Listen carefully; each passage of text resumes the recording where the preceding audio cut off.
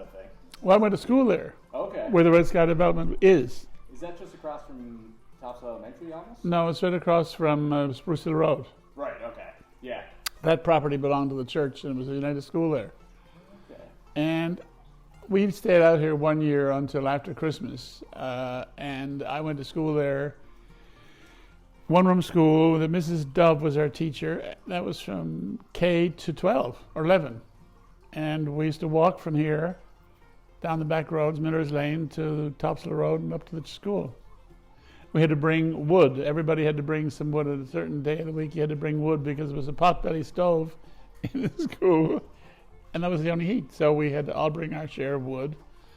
And now my father's gardener had 6 sons, and they lived right across the street there, and one of them still works with me. And we all walked together and went with our wood and our books and whatever, and it's great.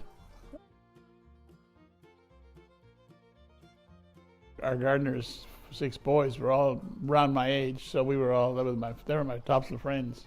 Well, we used to ride, when we got bikes, we all biked everywhere, all over Topsail.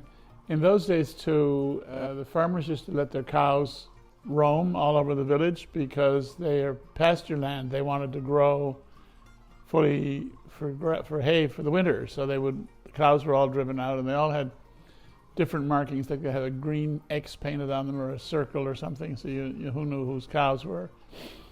And every property like ours always had a cow catcher, so the cows couldn't come in the gate. I remember one time a bunch of us, it was 4 calves, and we tied the calves' tails together. They were trying to get away and go in all these different directions. My father caught us. That wasn't much fun. It was a different life then. We used to go down to Topsail Beach when the Capelin came in.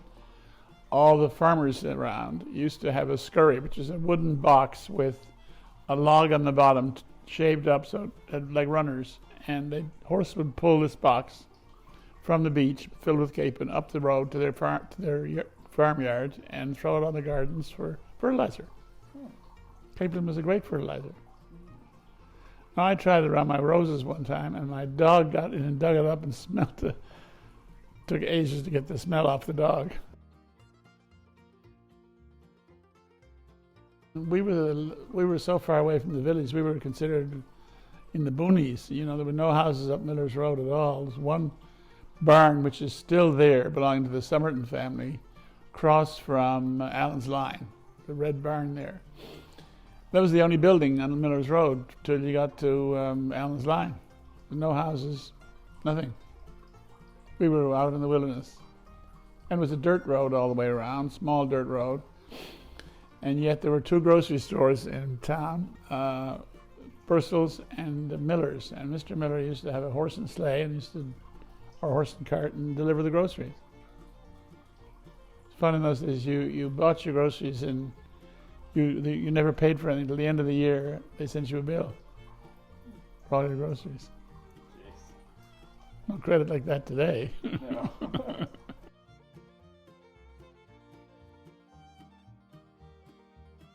I remember they had a big candy counter in the store with glass doors, and you could go and pick out your 10 cents worth of candy. You could pick out every one you wanted, all the different kinds. Mrs. Berg and Mrs. Bursell were sisters, so they had 2. Berg's was the grocery store in Manuel's, and Bursell's was the one right across from Parmenter's Lane. That building there was Bursell's.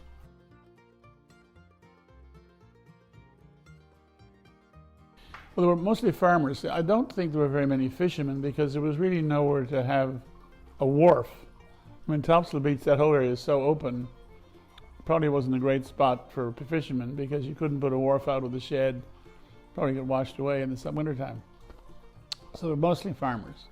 The other thing too was we used to be able to buy from Mr. Miller on Miller's Road fresh lamb. He used to raise lamb, and my mother would buy a whole lamb and have it cut up and put in the freezer. And the slaughterhouse, we went there one time, watched them slaughter a cow. That wasn't much fun. No. Who were your friends and neighbors back then? Well, I had cousins who lived down in I don't know if you know that house on Topsail Road there on the ocean that's all been renovated. It's got all this brick. It's a mess. Well, it used to be an inn, and my aunt owned that as a summer home, and she lived there with her children, who were my cousins. And then the Herder family, and the Hickman family lived on Metcalfe's Lane. And they had 3 kids there who were also my cousins. So we hung around, and a few other summer people came out. It was a lot of summer people, actually. And some of the people who lived here all year round used to rent out their best bedroom to summer people for the summer. So it was really mostly summer people and farmers. Well, we'd go down picnicking, or we'd go up to Manuel's River and swim in the canyon. We'd walk along the track. We used to put money on the pennies on the track. When the train ran over them, they'd flatten them out, and we'd just hang around and do ordinary kid stuff. And we would go in the morning and wouldn't come home till supper time. I took the train from here to Gander, from St. John's to Gander a couple of times with my father and mother. The last year the train ran, the passenger service ran here, we had friends from British Columbia who were coming to Newfoundland for the summer, and they're coming for a couple of weeks, and they were coming to stay with us for a week. So they had started off in Deer Lake and took the train from Deer Lake to Gander, and they rented a car in Gander, and then they put it back on, gave it in, came back on the train. They were coming in on the train to St. John's, and they said, well, we'll be in St. John's at such and such a time. Would you like to come out and pick us up, because we don't have a car? And we said, well, you don't have to do that. You just tell the conductor you want to get off at Bell's Lane. And it wasn't really Bell's Lane, it was Topsail Station Road East. But the conductor, they all knew where the Bell family lived, and so they just stopped the train on the track, and my friends got off, and we were there to meet them and down the game.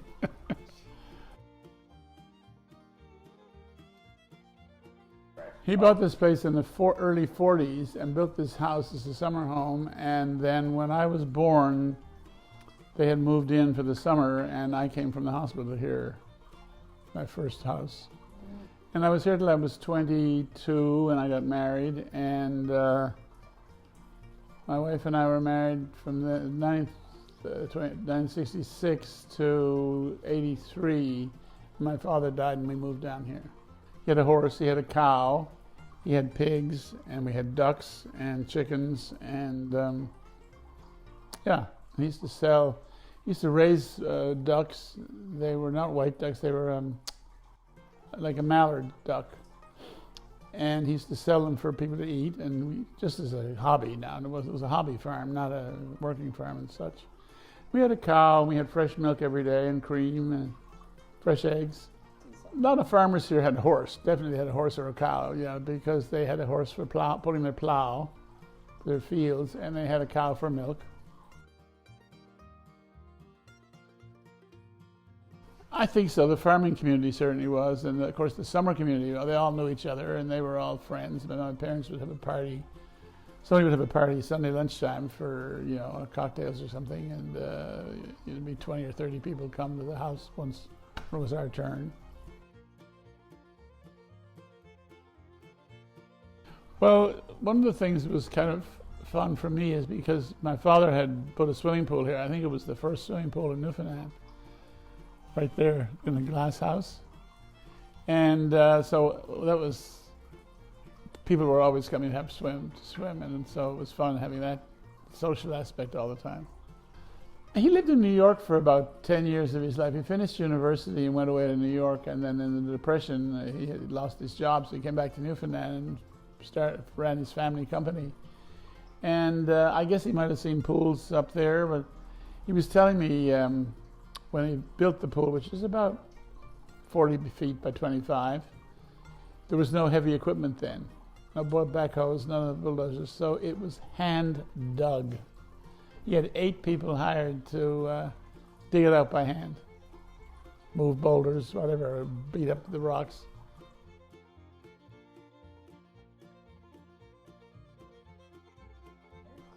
Yeah, my father had a power yacht at the yacht club, and we would go off. He would go for 3 or 4 weeks every summer or more, And he'd let Jenny and I have it for 2 weeks with our kids, and we'd go up and we would drive to Terranova Park where he kept it for the summer. And we would go up there and go all over the west coast, this northeast coast for 10 days, and then we'd come home and he'd go back up again, and then he'd bring it back here for the August, September months. When I was 14, there was a rally bike at the bicycle shop in St. John's that I really wanted. It was racing green, it was 3-gear, speed gear, it was everything. And I think it was $80. And that's what I wanted for my birthday. Well, my birthday morning I woke up and I didn't have that. There was this folding army bike that had wing nuts in the middle, and you folded it so you could backpack it for army to try, I guess, go in war. So I looked at this bike, and Dad said to me, over in the garage is the rest of your present. I went over in the garage, and there were 6 more bikes. And he said, you have 6 boys up there in the gardener's house that could never afford a bike. Now you all have bikes. Where are you going to go by yourself? So my fondest memory is going up to them in the morning saying, guys, guess what I got for you? 6 bikes for all of us. So that was terrific. We just tore around all over Topsail in those.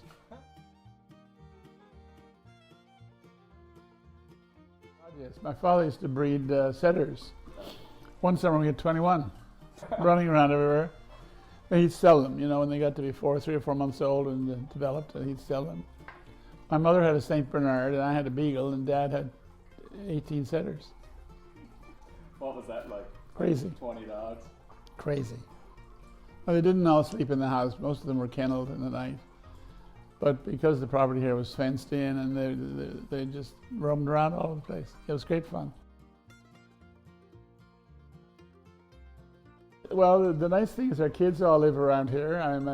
We have 3 boys and a girl, and 2 of them live, one is on Topsail Pond, one is on Three Island Pond, and one son is right across the street, and our daughter is across the street. And we have 12 grandchildren, and 8 of them live right very close, so we see them a lot, and they're getting older now. They're in their late 20s, so they come down at night and see us, and it's great having them all so close.